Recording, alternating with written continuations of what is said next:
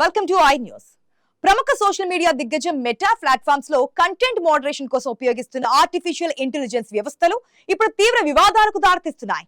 Facebook, Instagram లలో భద్రతను పర్యవేక్షించాల్సిన AI హ్యాకర్లను, స్కామర్లను వదిలేసి అసలైన హ్యూమన్ క్రియేటర్ల అకౌంట్లను అన్యాయంగా డిలీట్ చేస్తుందనే ఆందోళనలు వ్యక్తమవుతున్నాయి. మనుషుల సహజమైన ప్రవర్తనను తప్పుగా అర్థం చేసుకుంటూ మెటా తీసుకుంటున్న ఈ ఏఐ నిర్ణయాలు సోషల్ మీడియా భవిష్యత్తును ఎలా ప్రమాదంలోకి నెట్టుతున్నాయో ఈనాటి స్పెషల్ స్టోరీలో చూద్దాం.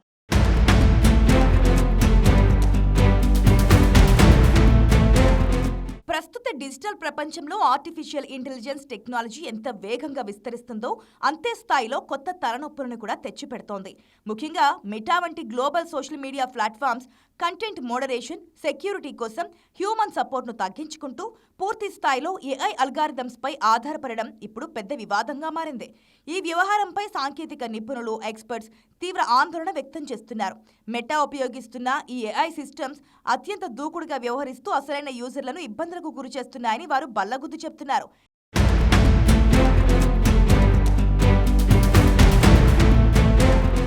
ఈ ఏఐ మోడరేషన్ వ్యవస్థలు ఆర్గానిక్ హ్యూమన్ బిహేవియర్ను సరిగ్గా రీడ్ చేయలేకపోతున్నాయి.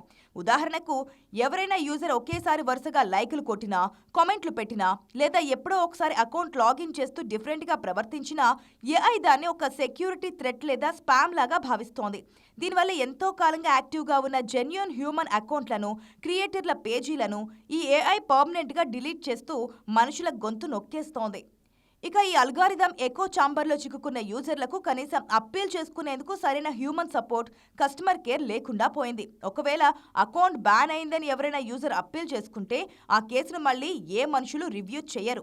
మొదట ఏ ఆటోమేటెడ్ సిస్టమ్ అయితే అకౌంట్ను ఫ్లాగ్ చేసిందో అదే ఏఐ సిస్టమ్ మళ్ళీ రివ్యూ చేసి అప్పీల్ను రిజెక్ట్ చేస్తోంది.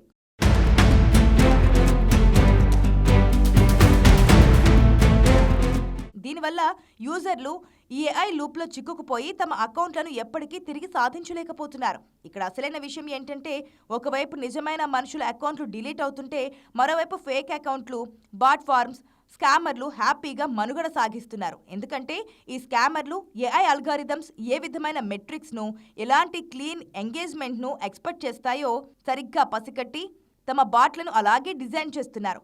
దాంతో ఈ ఫేక్ బాట్లు ఏఐ కంటికి దొరకకుండా తప్పించుకోవడమే కాకుండా కొన్నిసార్లు అఫీషియల్ వెరిఫికేషన్, బ్లూ టిక్స్ కూడా దక్కించుకుంటున్నాయి. మెటా కంపెనీ తన కస్టమర్ సపోర్ట్ ఖర్చులను తగ్గించుకునే క్రమంలో తీసుకున్న ఈ నిర్ణయం ప్లాట్ఫామ్ గవర్నెన్స్ను పూర్తిగా మార్చేసింది. మనుషుల ఎమోషన్స్, కాంటాక్ట్స్, హ్యూమన్ నైపుణ్యాలను అర్థం చేసుకోలేని ఒక కఠినమైన డిజిటల్ వాతావరణాన్ని మెటా సృష్టించింది. ఈ పరిస్థితి ఇలాగే కొనసాగితే సోషల్ మీడియాలో మనుషులు తగ్గిపోయి కేవలం మెషిన్లు మాత్రమే మరో మెషిన్లతో ఇంటరాక్ట్ అయ్యే డెడ్ ఇంటర్నెట్ కాలం చాలా వేగంగా వచ్చేస్తోందని టెక్ విశ్లేషకులు హెచ్చరిస్తున్నారు.